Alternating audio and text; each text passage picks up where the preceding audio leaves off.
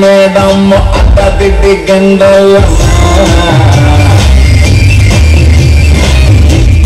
ಗುರಿನ ಅಪ್ಪಿ ತಪ್ಪಿ ತಪ್ಪಲ್ಲ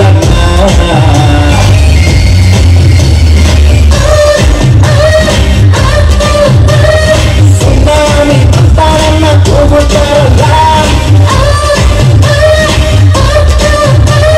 ಹರಾಮಿ ಮಂದಿಗಳ ಬಿಸೋದಿಲ್ಲ ಸಾವಿಗೆ ನಿಂತಾಗೆಲ್ಲ ನಾನೇ ಬರಲಿಲ್ಲ ಏ ಅಕ್ಕಿ ಬೇಟೆಲ್ಲ ಕಮ್ಮ ನಿನ್ ಆಟ ಸಾಕೋನೆ ಸಮ್ಮ ಏ ಅಕ್ಕಿ ಬೇಟೆಲ್ಲ ಕಮ್ಮ ನಿನ್ ಆಟ ಬಂದು ಮಾಡಮ್ಮ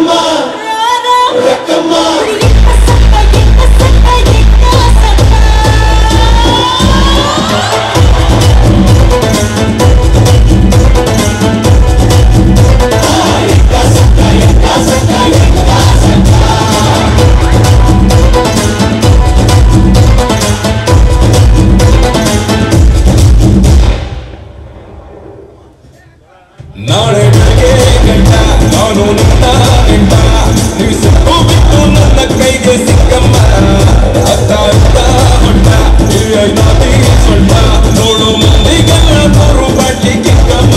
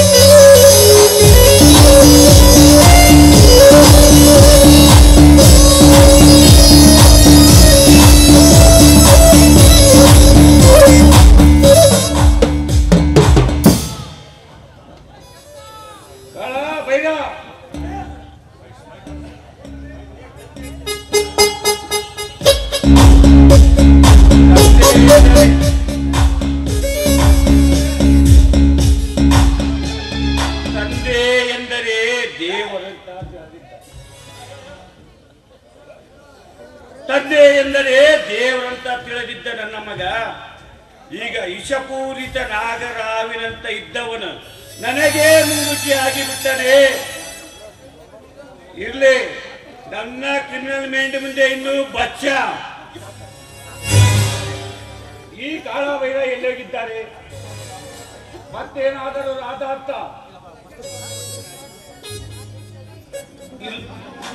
ಇಲ್ಲ, ಈ ಕೆಲಸ ಆಗಲೇಬೇಕು. ಸೇರು ನನ್ನ ಬಯಕೆ, ಎರಡು ಒಂದೇ ಏಟಿಗೆ. ಆದರೂ ಈ ಕಾಳಭೈರ ಓದೋದಕ್ಕೆ ಬರಲೇ ಇಲ್ಲ.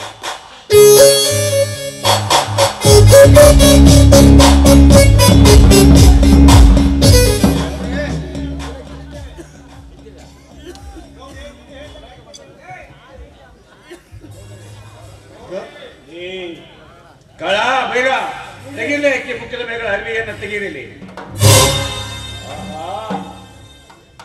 ಏನು ನಿನ್ನ ಕೆಂದ ಸೇಬ ಹಣ್ಣಿನಂತಗಲ್ಲ. ಇಂಥ ಗಂಡಗಳನ್ನು ನೋಡಿದರೆ ನನಗೇನು, ನನ್ನ ಮಗನಿಗೇನು, ನನಗೇನು ಚಿಕಟ್ಟಿ ಉಕ್ಕಿ ಹರಿಯುತ್ತದೆ. ಅಲ್ಲಿ ಏನು ನಿನ್ನ ಕೆಂಡ ಸೇವಣಿನಂತಗಲ್ಲ, ಏನು ನಿನ್ನ ಮೈ ಬಣ್ಣ, ನೀನು ಸೊಂಟದ ಮೇಲೆ ಸಿರಿ ಊಡಬೇಕಾದ ನೀನು ಸೊಂಟದ ಕೆಳಗೆ ಸೀರೆಯನ್ನು ಉಟ್ಟು ನಿನ್ನ ಹೊಟ್ಟೆ ಬೆಳಕುವ ಸೊಂಟದ ಮೇಲಿನ ದುಂಡನೆಯ ನಾಭಿ. ಶಿವ ಶಿವ, ನನ್ನ ಸರ್ವೀಸಿನಲ್ಲೇ ನಿನ್ನಂತ ಹೆಣ್ಣನ್ನು ನೋಡಿಲ್ಲ. ನಿನ್ನನ್ನು ನೋಡಿದರೆ 70ರ ಮುದುಕರಿಗೆ 20ರ ಊರಿಯ ಆಚೆ ಹಚ್ಚಿ 20ರ ಹುಡುಗನಿಗೆ ಆಚೆ ಬಂದಂತೆ ಬರುತ್ತದೆ. ಹೇ ಕಳ ಬೇಡ, ನೀ ಒಳಕೊಡ್ಲಿ, ನಾನು ಹೇಳೋವರೆಗೆ ಯಾರು ಬಿಡಬೇಡಿ.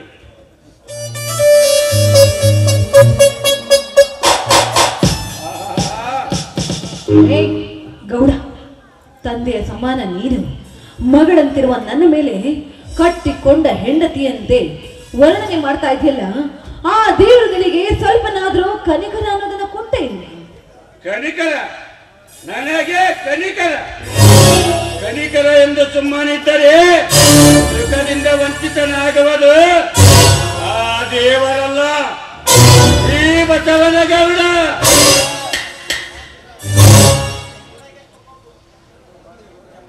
ನಿನಗೆ ಎಷ್ಟು ಕಬ್ಬಿರಬೇಡ.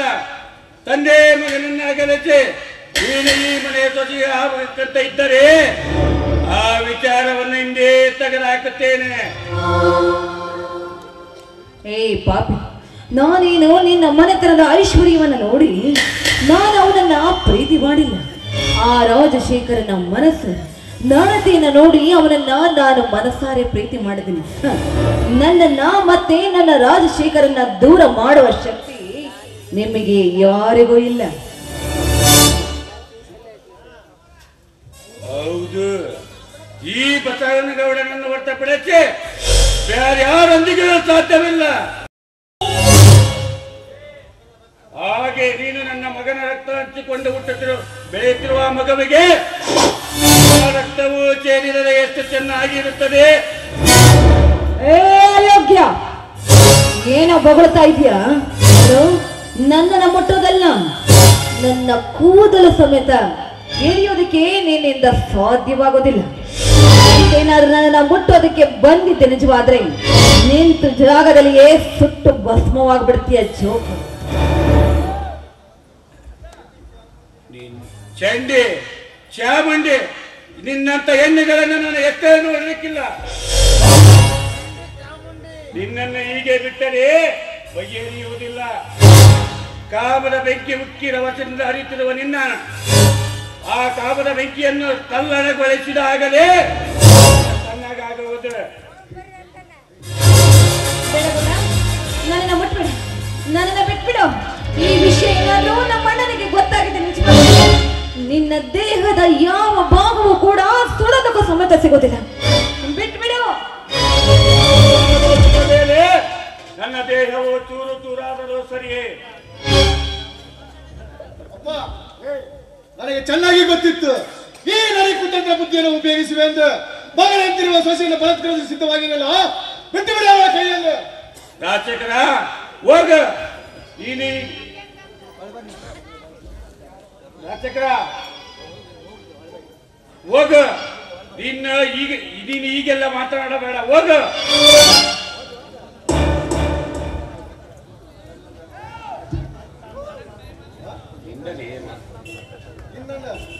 ನೀನೆಲ್ಲೋ ಯಮಲೋಕಕ್ಕೆ ಪಾಸ್ ಪಟ್ಟಿರುವುದರಿಂದ ಕಾಣುತ್ತದೆ. ಅನವತ್ತ ಅವಳ ಮೇಲೆ ಅತ್ಯಾಚಾರ ಬೇಡ. ಈ ಕಪಟ ನಾಟಕಕ್ಕೆ ನಾಂದಿ ಹಾಡೇ ತಿರುತ್ತೇನೆ. ಕೈಯಲ್ಲಿ ರಾಜಶೇಖರ, ಲೇ ಕಾಳ ಬೇಡ. ಇವನ ಬಿಸಿ ರಕ್ತ ಹೀಗೆ ಮಾತನಾಡುತ್ತದೆ. ಇವನು ಹಿಡಿದು ಒಳಗೆ ಕಟ್ಟಗಿಲ್ಲ.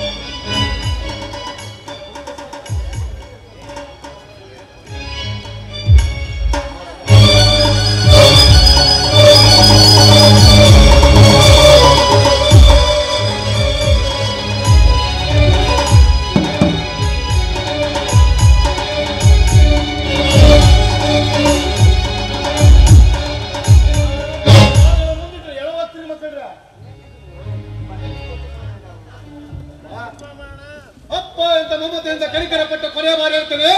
ದಯವಿಟ್ಟು ಬಿಟ್ಟು ಬಿಡ ಅವಳನ್ನ. ರಾಜಶೇಖರ ಹೋಗ ಸುಮ್ಮನೆ. ನಿನ್ನ ತಮ್ಮೇ ಬಂದಿಕ್ಕಿನ ಗುಂಡೇಟಿಗೆ ಎದವನಲ್ಲ ಈ ಬಸವನಗೌಡ.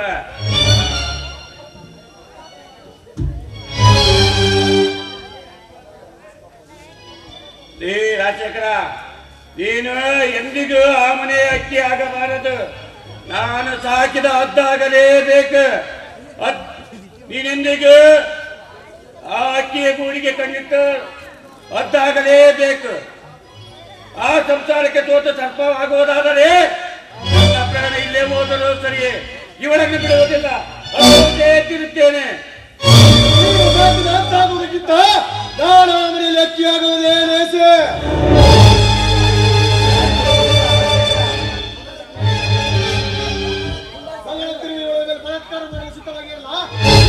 ಯಾವ ಗಲತಿನ ಸಂಸಾರ ಮಾಡಲು ಸಾಧ್ಯವಿಲ್ಲ.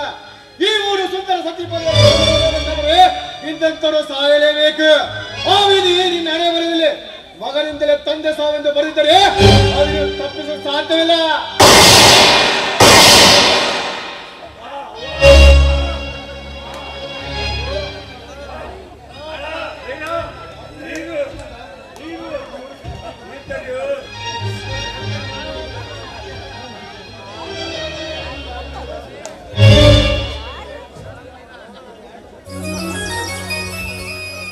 ರಾಜಶೇಖರ್, ಏನಿದೆಲ್ಲ? ಏನಾಯ್ತು ಇಲ್ಲಿ? ನಾನೇ ನಮ್ಮ ಅಪ್ಪನನ್ನು ನನ್ನ ಬಂಧುಗಳಿಗೆ ಸುಟ್ಟು ಬಿಟ್ಟೆ. ಕಾಮದ ನಡುಗಣ್ಣಿಗೆ ಸುಟ್ಟು ಭಸ್ಮವಾದಂತೆ ನಾನೇ ಸುಟ್ಟು ಬಿಟ್ಟೆ. ನಾವು ಚೇಚೆ, ಎಂತ ಕೆಲಸ ಆಗ್ಬಿಡ್ತಲ್ಲ ನೋಡಿ. ಮೊದಲು ಈ ವಿಷಯವನ್ನ ನಮ್ಮ ಅಣ್ಣಂದ್ರಿಗೆ ತಿಳಿಸೋಣ. ನಡೀರಿ, ಮೊದಲು ಹೋಗೋಣ. ಸರಿ, ನನಗೂ ಭಯವಾಗುತ್ತೆ. ಬಾ ಹೋಗೋಣ.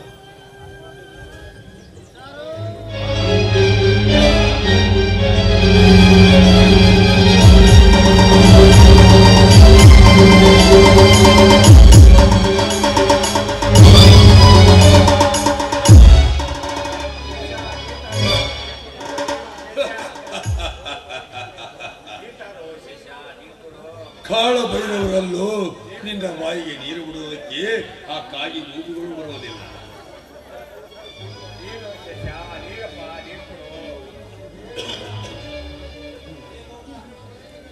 ಲೇಗೌಡ, ನೀನು ಹುಟ್ಟಿದ್ದು ನಿನ್ನ ತಾಯಿ ಗಂಡನಿಗೋ ಅಥವಾ ನಿನ್ನಂತ ಕಾಮಕ ಮೆಂಡನಿಗೋ? 20 ವರ್ಷದ ಹಿಂದೆ ರೇಣುಕಾ ಎಂಬ ಹೆಂಗಸನನ್ನು ಅತ್ಯಾಚಾರ ಮಾಡಿ ಅವಳ ಹೊಟ್ಟೆಯಲ್ಲಿ ಪಿಂಡ ಬೆಳೆಸಿ ಅವಳು ಬಂದು ನಿನಗೆ ಬಾಳು ಕೊಡು ಎಂದಾಗ, ನೀರು ಎಂದಾಗ ಅವಳ ಬಾಯಿಗೆ ನೀರು ಬಿಡದೆ ಕೊಂದಿಯಲ್ಲ. ನೆನಪಿದೇನಲೇ ಗೌಡ?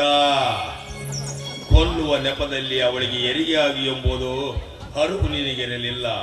ಅವಳಿಗೆ ಹುಟ್ಟಿದ ಹೆಣ್ಣು ಮಗನು ತಂದು ನಾನು ಸಾಕಿದ್ದೇನೆ ಗೌಡ, ನಾನು ಸಾಕಿದ್ದೇನೆ. ಏನು ಏನು ಏನು ಹೇಳಿದರೆ ಅಕ್ಷರ ಶೇಷ? ಏನು ಸುನಂದಳಿಗೆ ರೇಣುಕಳಿಗೆ ಹೆಣ್ಣು ಮಗ ಐತೆ? ಎಲ್ಲಿ ಎಲ್ಲಿ ಆ ನನ್ನ ರಕ್ತಕ್ಕೆ ಹುಟ್ಟಿದ ಮಗು ಎಲ್ಲಿ ಶೇಷ? ತೋರ್ತು ಶೇಷ. ಆ ನತದುಷ್ಟ ಮಗು ಯಾರು? ಆ ರೇಣುಕಾ ಯಾರು? ನಿನಗೆ ಗೊತ್ತೇನು? ರೇಣುಕಾ ಬೇರೆ ಯಾರಲ್ಲೋ, ನನ್ನ ಒಡ ಹುಟ್ಟಿದ ತಂಗಿ.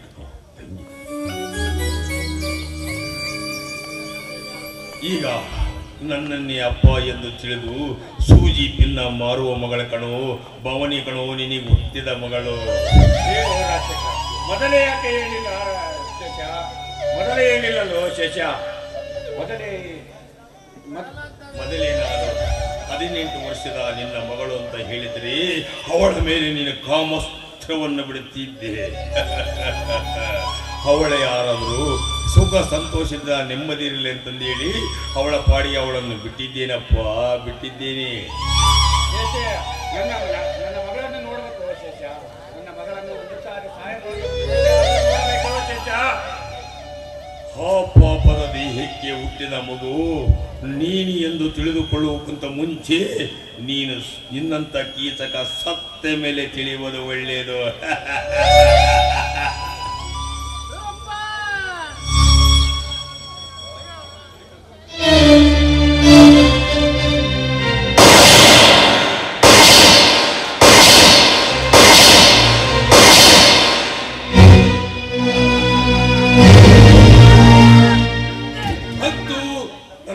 ಅಂತ ಎಲ್ಲವೂ ಈಡೇರಿತು. ಗೌಡ, ನೀನು ಮಾಡಿದ ಪ್ರತಿಕಾರಕ್ಕೆ ಪ್ರತಿಕಾರವನ್ನೇ ತೀರಿಸಿದ್ದೇನೆ. ನನ್ನ ತಂಗಿಯನ್ನು ಬಂಗಾರದ ಗಣಿಯಂತೆ ಸಾಕುತ್ತಿದ್ದೆ ಕಣಗೌಡ. ಆದರೆ ನಾನು ಇಲ್ಲಿವರೆಗೂ ನನ್ನ ಮದುವೆ ಮಾಡಿಕೊಂಡಿಲ್ಲ. ನಿನ್ನ ಮಗಳನ್ನು ಸಾಕುತ್ತಾ ಬೆಳೆದು ಬಂದಿದ್ದೇನೆ ಗೌಡ. ಆದರೆ ಹಿಂಗಾಗಬೇಕಂದರೆ ಆಗಲೇಬೇಕು.